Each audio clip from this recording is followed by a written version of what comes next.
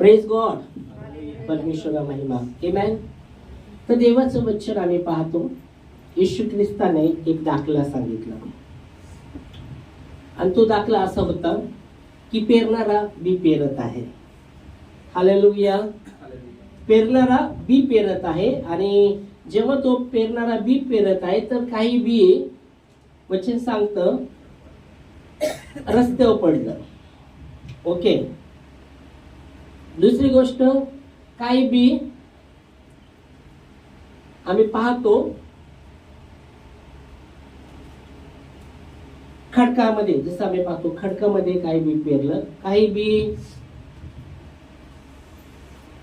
काटेरी झुडपात पडलं आणि काही बी चांगल्या भूमीवर पडलं. हालेलुया.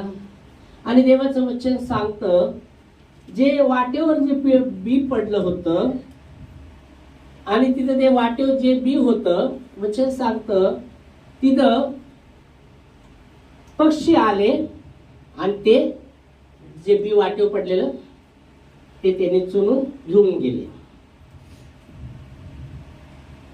आणि काही बी खडकाळ मातीत पडलेलं, ते खडकाळ त्याच्यामध्ये खडकाळामध्ये पडलेलं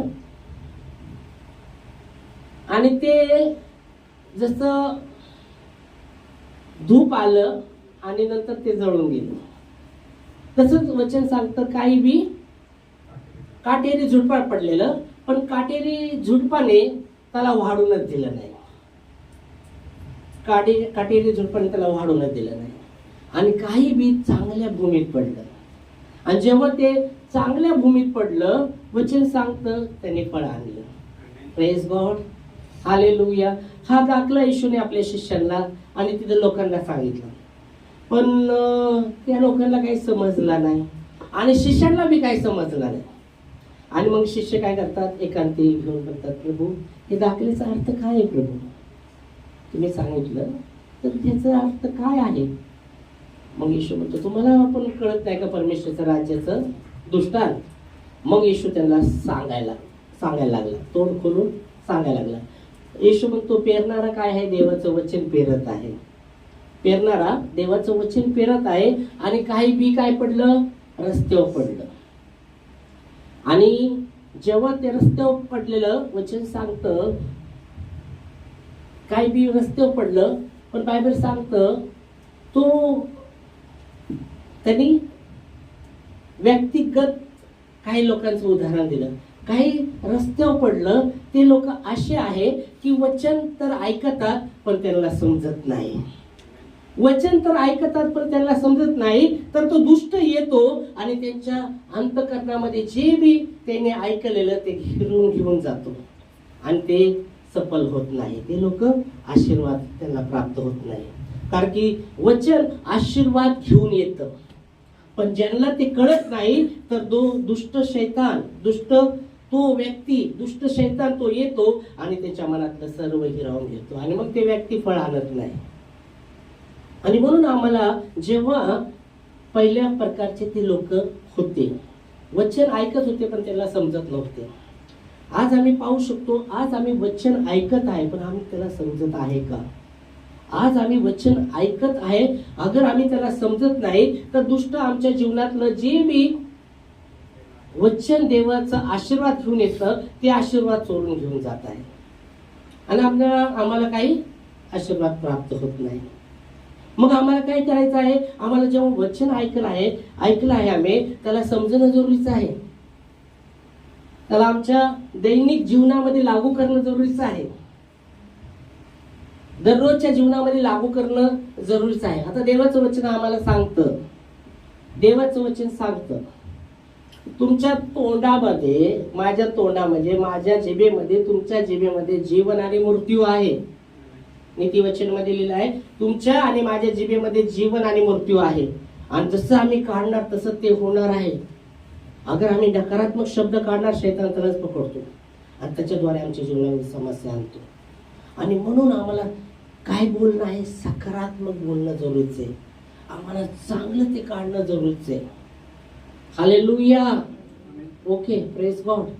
आम्हाला सकारात्मक गोष्टी काढणं जरुरीचं आहे. सकारात्मक बोलणं जरुरीचं आहे. नकारात्मक गोष्टी नाही काढायला पाहिजे. नकारात्मक गोष्टी नाही काढायला पाहिजे. आम्हाला काय काढायला पाहिजे? सकारात्मक गोष्टी. सकारात्मक सकारात्मक प्रभूचं वचन आम्हाला सांगतं आम्ही सकारात्मक बोलावं. आम्ही जसं बोलणार आहे तसं ते घडणार आहे. कारण की जीभ तुमचे आणि माझे शब्द त्याच्यामध्ये सामर्थ्य आहे. देवाच्या शब्दामध्ये सामर्थ्य आहे. देव बोलला, शब्दाने बोलला आणि ते झालं. वचन सांगतं उत्पत्तीमध्ये आम्ही पाहतो देव बोलला आकाश झाला, आकाश हो, आकाश झालं. पृथ्वी हो, पृथ्वी झालं. उत्पत्तीपासून प्रकाश वाक्यपर्यंत देव शब्द बोलला आणि तसं झालं. आमेन. आणि बायबल सांगतं देवाने तुम्हाला आणि माझ्याला त्याच्या स्वरूपामध्ये बनवलं आहे.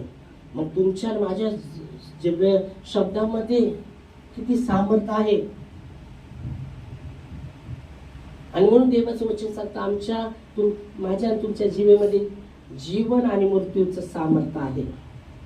जीवन आणि मृत्यूचं दोन्ही आहे आमच्या जिभेमध्ये. आणि वचन सांगतं जो त्याची आवड धरतो त्याचं प्रतिफल त्याला मिळणार आहे. आमेन. मग आम्ही कशाची आवड धरायला पाहिजे? सकारात्मक गोष्टीची आवड धरायला पाहिजे. सकारात्मक, जास्तीत जास्त सकारात्मक, नकारात्मक नाही पण सकारात्मक बोलायला पाहिजे आम्ही. नीतिवचन 18:21 वचनामध्ये बघा ते दिलेलं आहे तुमच्या आणि माझ्या जिभेमध्ये. हे तुमच्यासाठी बी आणि माझ्यासाठी बी आहे. तुमच्या आणि माझ्या जिभेमध्ये जीवन आणि मृत्यूचं सामर्थ्य आहे. आणि जसं आम्ही ते काढणार त्याचं फळ आम्हाला मिळणार आहे. नीतिवचन 18:21 वचन. जिभेच्या वशमध्ये, जिभेमध्ये जीवन आणि मृत्यू दोन्ही आहेत. जो जसं बोलणार आहे त्याचं फळ त्याला मिळणार आहे. वचन सांगतं, मी नाही बोललो, वचन सांगतं तुमच्या आणि माझ्या जिभेमध्ये जीवन आणि मृत्यूचं सामर्थ्य आहे. आणि जेव्हा आम्ही ते शब्द काढतो ते शब्द एक बीज आहे. शब्द काय आहे? बी आहे. ते पेरत आहे आपण. आणि जेव्हा ते काढतो ते तसंच उगवणार आहे. शैतान तेच पाहते केव्हा आम्ही नकारात्मक गोष्टी काढू आणि त्याच्याद्वारे आमच्या जीवनामध्ये तो समस्या निर्माण करतो. त्याच्याद्वारे तो आमच्या जीवनामध्ये ते शब्द पकडून तो कार्य करायला लागतो. आणि म्हणून आम्हाला शैतानला वाव द्यायला नाही पाहिजे. म्हणून आम्हाला देवाचं वचन ऐकलंय त्याला समजणं भरपूर जरुरीचं आहे. त्याला समजणं, ऐकलं आहे, भरपूरदा ऐकलं आहे. देवाचं वचन सांगतं तुमच्या माझ्या जीवेमध्ये जीवन आणि मृत्यूचं सामर्थ्य आणि आम्ही नकारात्मक गोष्टीच काढत आहे.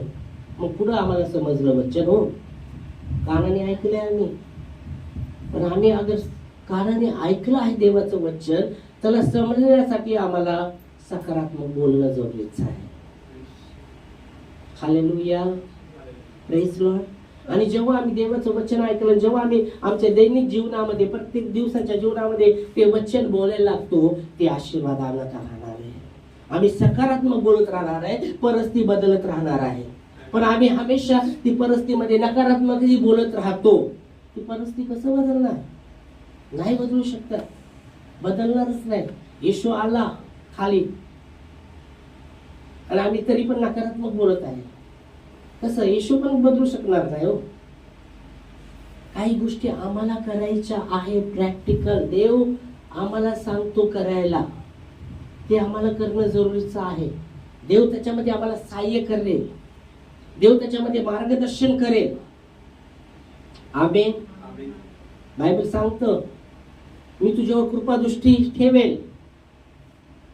स्तोत्रसंहिता 32:8 मध्ये देव म्हणतो मी तुझ्यावर कृपादृष्टी करेल. ज्या मार्गाने तुला चालवायचे त्या मार्गाने चालवेल. मी तुला संमती पण देईल काय करायचंय काय नाही करायचं.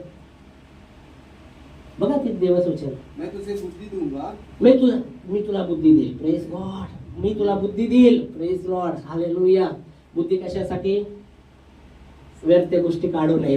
बुद्धी कशासाठी असते? व्यर्थ गोष्टी आम्ही काढायला नाही पाहिजे. नकारात्मक गोष्टी आमच्या जीवनातून काढायला नाही पाहिजे. म्हणून तो म्हणतो मी तुला बुद्धी देईल. पहिलं कृपादृष्टी म्हणेल ना, पहिलं कृपादृष्टी ठेवेल म्हणलं नाही का? ओके, मैं तुझे बुद्धि दूंगा. आगे. और जिस मार्ग में तुझे चलना होगा हाँ उसमें तेरी अगुवाई करूंगा. और मैं तुझ पर कृपा दृष्टि हाँ मैं तुझ पर कृपा दृष्टी रखूंगा. और सम्मति दिया करूंगा. मी तुला सांगेल तुला काय करायचंय. तिथं देव करणार नाही, तो सांगणार आहे आम्हाला करायचं. तिथं देव करणार नाही, देव आम्हाला सांगणार आहे हे तुला करायचं आहे. आणि तेव्हा आम्हाला करायला पाहिजे. देव आम्हाला जेव्हा सांगतो करायचं ते गोष्ट, ते आम्ही करणं जरुरीचं आहे. अगर आम्ही ते करत नाही तर आमच्या जीवनामध्ये चमत्कार कसं होणार आहे?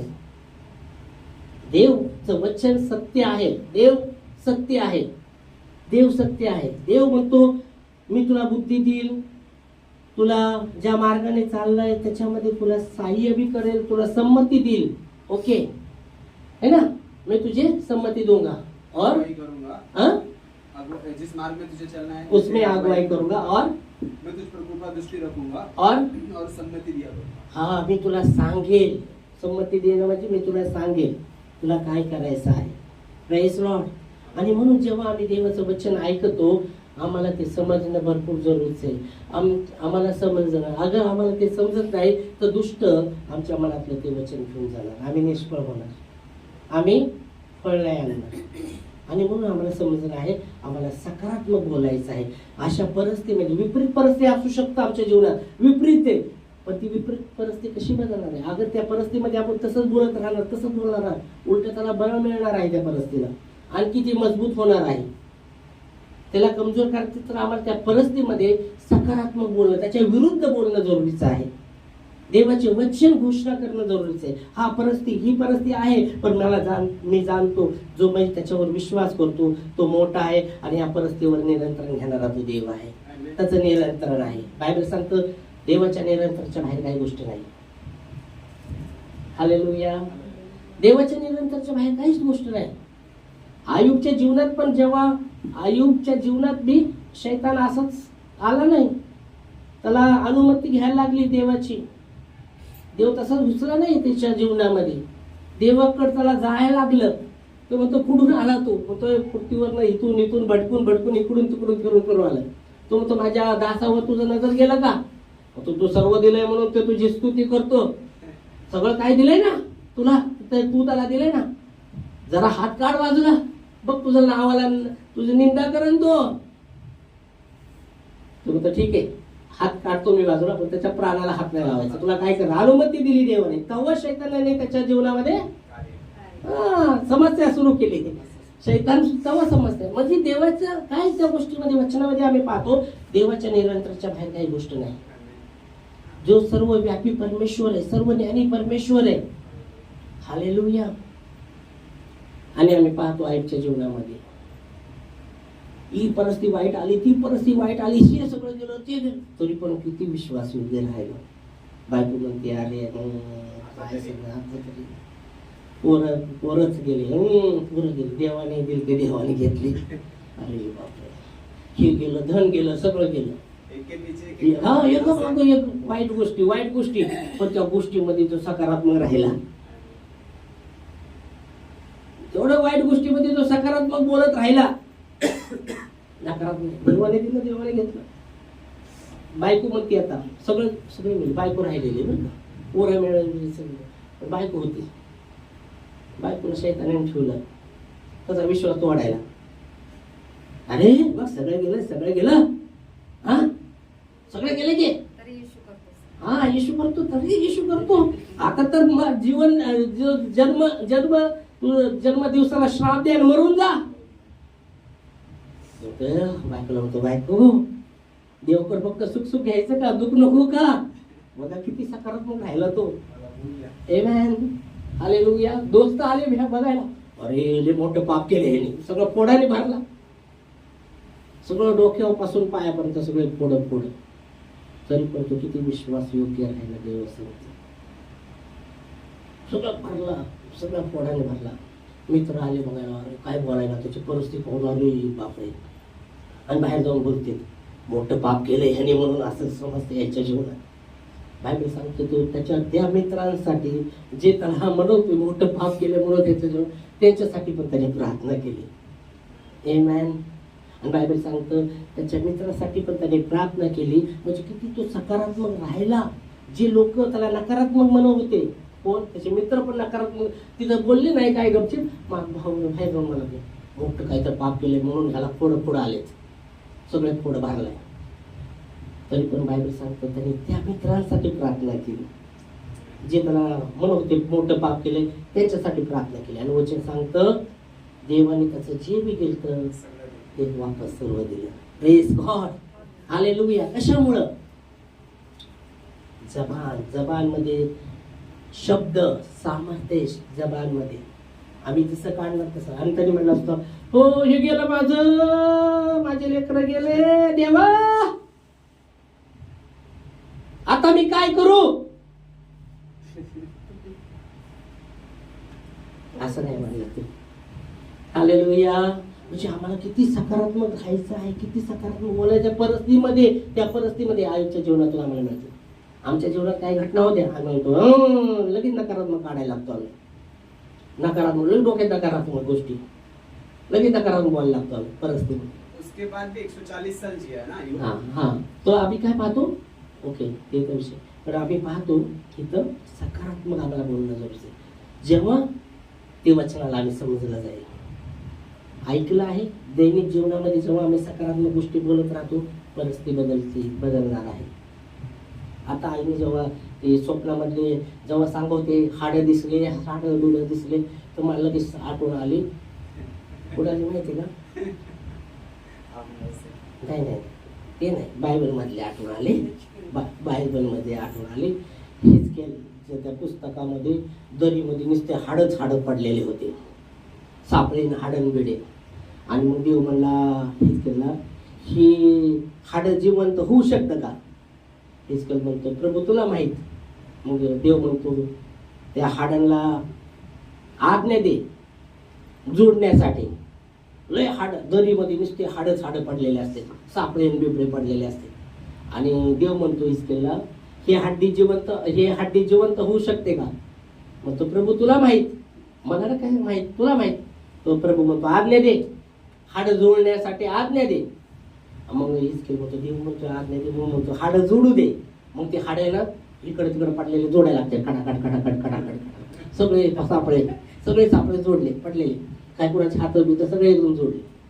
मग आता देव म्हणतो, ह्याच्यामध्ये मांस शिरा येऊ शकतात का? नाही, शिरा येऊ शकतात का?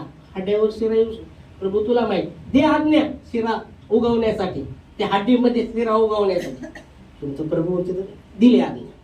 मग त्या हाडकावर शिरा यायला लागते, नसा बिसा यायला लागले, मांस पेश सगळंच यायला लागलं. आणि त्या हड्डी जिवंत झाल्या, सगळ्या माणसं झाली तयार. Praise God. म्हणजे देवाच्या शब्दामध्ये सामर्थ्य आहे. आणि जेव्हा आम्ही ते आता देव बोलला असं, आता हिजकेलच का बोलायला लावलं परमेश्वर? देव बोलला असं, हा हिजकेल हे हड्डी जिवंत होऊ शकतं का? प्रभू तुला माहित. ठीक आहे, प्रभू म्हणतो मी करतो जिवंत, उठा येऊ द्या मास. देव बोलला, लगेच आले असतं. पण हिजकेलला बोलायला लावतो देव, हिजकेलला बोलायला लावलं. आणि जेव्हा हिजकेल बोलत आहे देवाच्या शब्दाने, ते होत आहे. म्हणजे काय गोष्टी सांगण्याचा उद्देश काय? अशा परिस्थितीमध्ये आम्हाला परमेश्वरचे वचन घोषणा करायचं आहे. परमेश्वर वचन जे सुटकी हड्डीमध्ये जीव आणलं, त्या परमेश्वरच्या वचनाने. परमेश्वर वचन आत्माने जीवन आहे. आमेन. पण त्या परिस्थितीमध्ये आम्ही काय बोलत आहे? आम्हाला सकारात्मक बोलायचं आहे. तेव्हा आम्ही वचन ऐकलंय, तेव्हा आम्ही समजलं जाईल. जेव्हा आम्ही आमच्या दैनिक जीवनामध्ये सकारात्मक बोलायला लागतो, देवाचे वचन बोलायला लागतो, ते काम करणार आहे. आमेन. कारण की देव वचनाद्वारेच कार्य करतो. वचनाच्या बाहेर देव कार्य करणार नाही. तुम्ही किती बी नाचा, किती बी उपास करा, काहीच होणार नाही, काहीच होणार नाही. वचनाद्वारे प्रभू कार्य करतो. आणि म्हणून आम्हाला वचनाची घोषणा करण्यात येईल. नकारात्मक नाही बोलायला पाहिजे, होईल तेवढं सकारात्मक बोलायला पाहिजे कारण आमच्या जीवनामध्ये. तेव्हा आम्ही जे वचन समजणार आहे आणि त्या वचनाद्वारे आम्हाला आशीर्वाद मिळणार आहे. आमेन. पहिली गोष्ट, पुढाले लोक ते रस्त्याच्या तिथं ते बीच जे वचन ऐकतात पण समजत नाही, तर दुष्ट ते हिरावून येतो. म्हणून जेव्हा आम्ही वचन ऐकतो त्याला समजणं जरुरीचं आहे आणि दैनिक जीवनामध्ये आम्ही घोषणा करणं जरुरी. परिस्थिती कशी पण असू शकतं, शैतान दाखवू शकतो तुम्हाला परिस्थिती. आमच्या जीवनामध्ये अशी काही परिस्थिती आणू शकतो जे आम्ही भरपूरदा नकारात्मक बोलावं, पण आम्हाला त्यावेळेस आम्हाला सकारात्मक बोलायचं, आम्हाला जाणणं जरुरीचं आहे. आमेन. हालेलुया. दुसरी गोष्ट आहे, काही बी खडकामध्ये पडलं. ते लोक आहे वचन ऐकतात आनंदाने, हो हो हो हो, वचन स्वीकारतात, पण बायबल सांगतं मूळ नसल्यामुळं ते थोड्या समयासाठी टिकतात. मूळ नसल्यामुळं परत ते काय होतं, जड पकडू शकत नाही. मूळ नसल्यामुळं मूळ नसल्यामुळे ते जड पकडू शकत नाही आणि मग ते लगेच अडकतात. काय वचनाद्वारे समस्या बिमस्या आली लगेच वचनाद्वारे, बघ आम्ही आता वचनाद्वारे आम्ही आशीर्वाद मागतो येतं, पण इथं सांगतोय वचनाद्वारे अगर थोडी समस्या आली लगेच अडकतात ते आणि टिकत नाही. आणि ते लोक आहे म्हणून आम्हाला जरूरच आहे वचन जेव्हा आम्ही ऐकलंय आनंदाने स्वीकारलं, आम्हाला जड पकडणं जरुरीचं आहे, मूळ पकडणं. मुळाशी हो मूळ, आमचं मूळ रोपणं भरपूर जरुरीचं आहे. कारण की जमिनीमध्ये ते मूळ रोपणं जरुरीचं आहे, कारण की जमिनीतून त्याला मुळाद्वारे वरतून त्याला काय मिळणार आहे, पोषण मिळणार आहे. हे मॅन मग ते जमिनीमध्ये ते मूळ रवणं भरपूर जरुरीचं आहे. रुचणं भरपूर जरुरीचं आहे. आम्ही मराठी माझं मी हिंदीमध्ये सांगत असतो, पण आज मराठीमध्ये बोलतो आणि सगळ्यांना मराठी माहिती म्हणून मी हिंदीमध्ये वचन सांगत असतो. तर ओके, तर इकडे तिकडे शब्द होऊ शकतात. ओके, सांगा मला बरं का, मी पण बोलेन. ओके, तर रुचणं भरपूर जरुरीचं आहे. तिसरी गोष्ट आहे काटेरी झुडपात पडलं. आता काटेरी झुडपं असे ते असे आहे की काटेरी झुडपामध्ये जेव्हा ते बी पडलं, काटेरी झुडपाने त्याला वाढूनच दिलं नाही, त्याची वाढच खुटवली काटेरी आतमध्ये, त्याला वाढूनच येणं. आता ते लोक काय आहे, संसाराची चिंता आणि दर्वाचं लोक. संसाराची चिंता, संसाराची चिंता आणि दर्वाचं लोक ते मनुष्याला वाढून देत नाही. संसाराची चिंता आणि दर्वाचा लोभ ते व्यक्ती आहे जे काटेरी झाडामध्ये पडलेले. ते काटेरी झाड त्याची वाढ, त्या बीजाची वाढ होऊन देत नाही का, की संसाराची चिंता आणि दर्वाचा लोभ ती त्याची वाढ होऊन देत नाही. म्हणून आम्हाला चिंता करायला पाहिजे. संसाराची चिंता आमच्या जीवनात येतात, असं नाही की कोणाच्या जीवनात चिंता. तुमच्या जीवनात चिंता नाही का, आहे ना? असं कोण आहे का म्हणणार माझ्या जीवनात चिंता नाही, प्रेज लॉर्ड, असं नाही. सगळ्याच्या जीवनात चिंता येतात. सगळ्याच्या जीवनात चिंता येतात, सगळ्याच्या जीवनात चिंता असतात. पण देवाचं वचन आम्हाला सांगतं आपल्या सर्व चिंता त्याच्यावर टाक. 1 पत्रस 5:7 मध्ये देवाचं वचन सांगतं आपल्या जीवनातल्या सर्व चिंता, म्हणजे एक चिंता येत नाही बाबा, लई चिंता बाबा. उद्या काय खायचं, काय प्यायचं, उद्या भविष्य काय राहणार, आरोग्याची चिंता. आरोग्य स्वास्थ्य बाबा चांगलं राहिलं पाहिजे, जगायचंय, आणखी पाहायचंय पुढं, अशी भरपूर चिंता. कुणाला जॉबची चिंता, कुणाला कामाची चिंता, काम मिळत आहे का नाही मिळत, कुणाला लेकरा बाळांची चिंता, काय होतंय लेकरांचं, काय होतंय पुढं, खायची चिंता. ओके, भरपूर चिंता. म्हणून येशू म्हणला चिंता करू नका. पण पौलुस म्हणतो कशाविषयी चिंताग्रस्त असू नका, पण काय करा, तुमच्या प्रार्थना निवेदन धन्यवाद करून देवाला कळवा. म्हणजे चिंता न करता कशाविषयी चिंताग्रस्त असू नका. चिंता चितेवर नेतं बरं का. येशूने म्हटलं तुम्ही चिंता करून तुमचं काय करू शकणार नाही, जीवनाची दोरी एक हात बी लांब करू शकणार नाही. येशूने म्हटलं तुम्ही चिंता करून तुमच्या जीवनाची दोरी एक हात पण लांब करू शकणार नाही. मग कशाला चिंता कर. त्या पक्षीकडे बघा, ते पेरत नाही, कापत नाही, तरी पण स्वर्गीय पिता त्याला खायला देतो. त्याच्यापेक्षा तर तुम्ही त्याच्यात तुम्ही उत्तम आहात.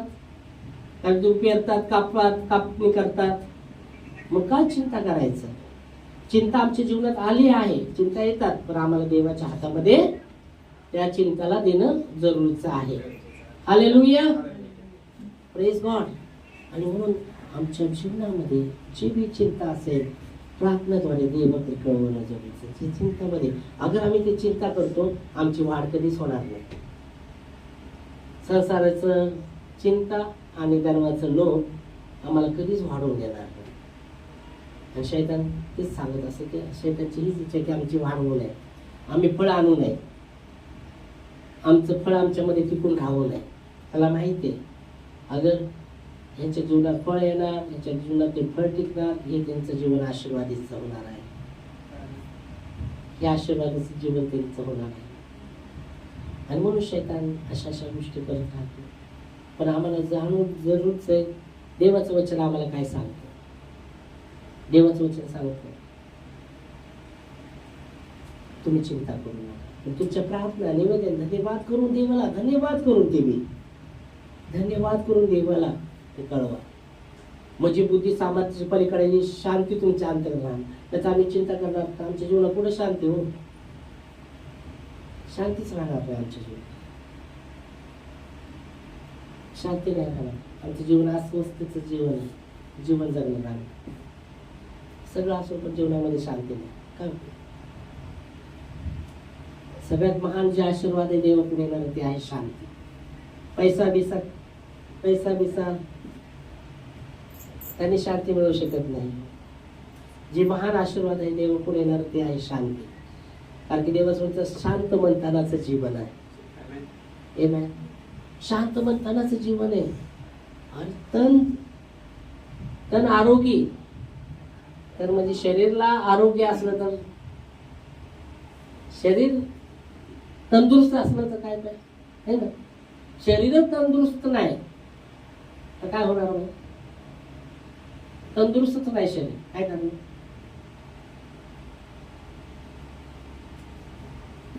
नुसतं दवाखाना लागणार मला, दवाखाना सारखं. एक व्यक्ती होता, आहे मी, तो एक ब्रदर होता. तो म्हणायचा मला पहिला म्हणायचा, एक वेळ भेटला मैं पैसा रख रहा था, एक थैली में पैसा डाल रहा था, थैली में पैसा डाल रहा था, पर वो थैली फटा था. तो मैं जो भी डाल रहा था वही नीचे से जा रहा था, जो भी डाल रहा था नीचे से जा. ऐसा बोला, मैं जमा करने की कोशिश कर रहा था पैसा, पर वो सब दवाखाने में जा रहा था. दवाखाना सब पैसा दवाखाने में जा रहा था. आणि म्हणून देवाचे तुमचे जे आशीर्वाद आहे ते आहे शांती. पण त्याच्यासाठी आम्हाला आमची चिंता देवाच्या हातात देणं जरुरीचं आहे. तेव्हा ती शांती आम्हाला प्राप्त होणार आहे. आमेन. हालेलुया. देवाचं वचन सांगतं तशाविषयी चिंता करू. म्हणून तिथं ती काटेरी झाडामध्ये ते पेरणार तो व्यक्ती आहे. गर्वाचा लोभ आणि संसाराची चिंता ती त्याला वाढून देत नाही. चौथी गोष्ट आहे चांगल्या भूमीत पडणारा तो व्यक्ती आहे जो वचन ऐकतो, त्याच्यानुसार तो करतो, तो फळ आणतो. तो 30 पट 60 पट आणि 100 पट पीक आणतो. आणि देवाचं वचन सांगतं आम्ही फळ आणावं. देवाची इच्छा आहे. येशूने म्हटलं तुम्ही मला निवडलं नाही, पण मी तुम्हाला निवडलं. कशासाठी? अशासाठी की तुम्ही फळ आणावं आणि तुमचं फळ टिकून राहावं. आणि जे काही तुम्ही माझ्या नावाने पित्याकडे मागा ते तुमच्यासाठी हो. हे देवाची इच्छा आम्ही फळ आणावं. बायबल सांगतं आम्ही जेवढं फळ आणणार तेवढ्याने देवाचं गौरव होतं. हालेलुया. म्हणून देव जेव्हा येशू ख्रिस्त जेव्हा त्या अंजिराच्या झाडापाशी गेला, त्याला टवटवीत पत्ते पाहिले. त्याला वाटलं काही तर अंजिराचं झाडावर मला खायला मिळेल. पण जेव्हा तो धुंडत आहे तर एक बी फळ नाही मिळालं. कारण की देवाचं वचन सांगतं ते वेळेस हंगाम नव्हता. उदाहरण सांगितलं आहे. आणि मग येशू काय म्हटलं त्या झाडाला, अंजिराचं झाडाचं वचन आहे ना. येशू गेला, त्याला पानं एकदम टवटीत होते. त्याला वाटलं खायला काय मिळेल. आणि जातो धुंडतो एक बी फळ नव्हतं त्याच्यामध्ये. आणि मग येशूने त्याला श्राप दिला. म्हणते वचन श्राप दिला, इथून पुढे तुला फळ नाही येणार. आणि तो जातो येशू, त्या शिष्य जातात. दुसऱ्या दिवशी येतात ते सुकून गेलेलं असतं सगळं. म्हणजे देवाची इच्छा आम्ही फळ आणावं, आमचं फळ आमच्या टिकून राहावं. आणि केव्हा ते फळ येणार आहे? जेव्हा देवाचं वचन आम्ही ऐकतो, त्याच्यानुसार करतो, तेव्हाच ते फळ येणार आहे आमच्या जीवनामध्ये. हालेलुया. आणि म्हणून येशू म्हणतो तुम्ही मला निवडलं नाही, मी तुम्हाला निवडलं आहे अशासाठी की तुम्ही फळ आणावं. आणि तुम्हाला निवडलं आणि नेमलं पण आहे. नेमलं म्हणजे निवडलं, पहिलं निवडलं, नंतर दुसरी गोष्ट नेमलं. नियुक्त, हा म्हणजे नियमलं म्हणजे की पहिले निवडलं आणि मग नियुक्त करणं, एक जागेवर नियुक्त करणं, त्या जागेवर कुठं तुमची जागा आहे तिथं नियुक्त केलं, तिथं काय तुम्ही फळ आणावं आणि तुमचं फळ तुमच्यामध्ये बनून राहावं आणि जे काय तुम्ही माझ्या नावाने पिताने मागा ते तुमच्यासाठी होईल. आमेन. तर म्हणून आम्ही पाहतो की चांगल्या जमिनीत पेरणारा तो व्यक्ती आहे जो वचन ऐकतो त्याच्यानुसार हे करतो, तो फळ आणतो, चालतो. 30 पट, 60 पट आणि 100 पट. आपली सर्वांची इच्छा, आमची इच्छा असं बाबा 30 पट इच्छा नसेल आमची असं 100 पट यावं, आहे का नाही? आहे ना. आता कोणी पेरलंय त्याची इच्छा काय असणार आहे? 30 पोतेच यावं का? 60, त्याला वाटतं 100 पोते व्हावं आहे ना. 100 पट, हा स्पीड आशा. तसं देवाची आशा आहे की आम्ही 100 पट पीक आणतो. पण 30 पट ते आणलं तर देवाला संतुष्ट आहे, पण आपली आशा असायला पाहिजे. देवाची अशी 30 पट, 60 पट, 100, पण आम्ही पाहतो 100 पट आणावं आम्ही. हालेलुया. धन्यवाद देऊ वचनासाठी, प्रार्थना करूया. प्रभू धन्यवाद तुझ्या वचनासाठी, जो विश्वसनीय आणि तुझं वचन ओ प्रभूची विश्वसनीय आहे, स्थिर आहे. हे वचन जे आले प्रभू आमच्या जीवनामध्ये, धन्यवाद देतो. हे वचन आमच्या जीवनात लागू करतो देवा. हो प्रभू परमेश्वरा, आम्ही तुझं वचन ऐकलं आहे, त्यानुसार प्रभू परमेश्वरा प्रतिदिवस ओ प्रभूचे आम्ही ओ प्रभू त्या वचनाला धरून समजून चालावं.